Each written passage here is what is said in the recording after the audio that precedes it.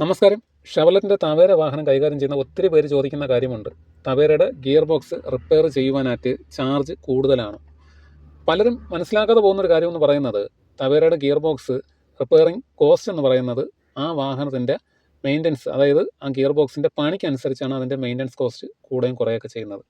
Bearing പോയിട്ടുണ്ടെങ്കിൽ അങ്ങനെ, അതല്ല പല്ല് പോയിട്ടുണ്ടെങ്കിൽ അങ്ങനെ, അതല്ല സിങ്കർണൈസർ പോയിട്ടുണ്ടെങ്കിൽ അങ്ങനെ, കൗണ്ടർ വീൽ പോയിട്ടുണ്ടെങ്കിൽ അങ്ങനെ അങ്ങനെ അതിന് തുടങ്ങിയിട്ട് എങ്ങനെയാണോ ആ പാർട്ടിൻ്റെ എമൗണ്ട് വരുന്നത് അതിനനുസരിച്ചായിരിക്കും ഗിയർ ബോക്സ് വർക്കിങ്ങിൻ്റെ ചാർജ് കൂടുകയും കുറയുകയും ചെയ്യുന്നത്.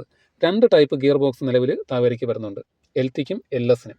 എൽ എസിന് വരുന്ന ഗിയർ ബോക്സ് തന്നെയാണ് സ്റ്റാൻഡേർഡിനും മാക്സിക്കും വരുന്നത്. എൽ ടിക്ക് ഗിയർ ലിവർ വരുന്നത് സെൻറ്ററിൽ നിന്നാണ് വരുന്നത്. ഇത് എൽ എസ് വേരിയൻ്റ് ആണ്, ഫ്രണ്ടിൽ നിന്നാണ് ഗിയർ ലിവർ വരുന്നത്. ഓക്കെ, ഇതിലൊരു പ്രത്യേകത എന്ന് പറയുന്നത് ഈ ഗിയർ ബോക്സിൻ്റെ എൽ എസ് വേരിയൻറ്റിൽ വരുന്ന ഗിയർ ബോക്സിന് പൊതുവെ പണി കുറവായിരിക്കും എൽ ടി അപേക്ഷിച്ച്. എൽ ടിക്ക് സെൻറ്ററിൽ നിന്നാണ് ഗിയറിൻ്റെ ലിവർ വരുന്നത്.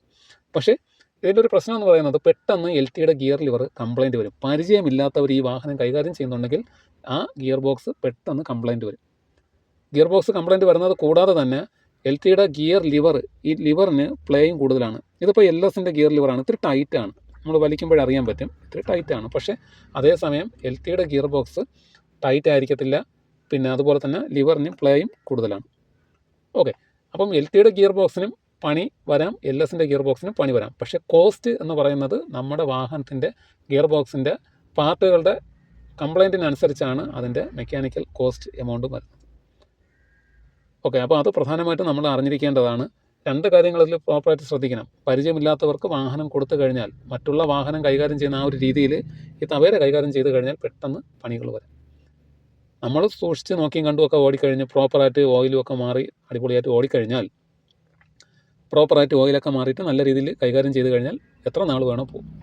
2004 ഇറങ്ങിയ എൽ ടിയുടെ ആണെങ്കിലും എൽ എസിൻ്റെ ആണെങ്കിലും ഗിയർ ബോക്സ് ഇതുവരെയും അഴിക്കാത്ത വാഹനങ്ങൾ ഒത്തിരി ഉണ്ട്. അതിനുശേഷം 2008 കഴിഞ്ഞ് അങ്ങോട്ട് പല വാഹനത്തിനും പല രീതിയിലുള്ള ഗിയർ ബോക്സിൻ്റെ കംപ്ലയിൻറ്റും അതുപോലെ തന്നെ സിങ്കർണൈസർ കംപ്ലയിൻറ്റും മെയിൻ ബെയറിംഗ് കംപ്ലയിൻറ്റും പലരും പറഞ്ഞിട്ടുണ്ട്, നിയോ 3-ലാണെങ്കിലും നിയോ 2-ലാണെങ്കിലും.